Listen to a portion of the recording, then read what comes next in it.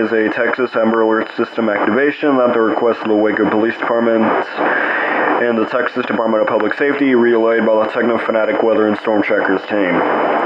The victim is Melina Toussaint, 3-year-old black female, unknown height, unknown weight, with black hair and brown eyes.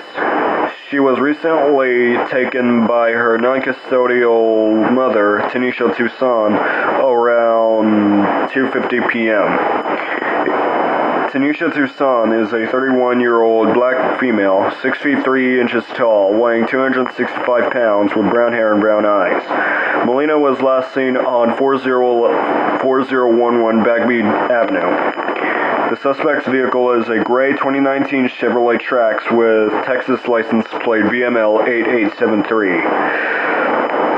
We encourage any person or people with information to contact the Waco Police Department at 254-750-7500. Again, we encourage anyone with information or any people or person with information to contact the Waco Police Department at 254-750-7500. This concludes this Texas State Amber Alert Relay.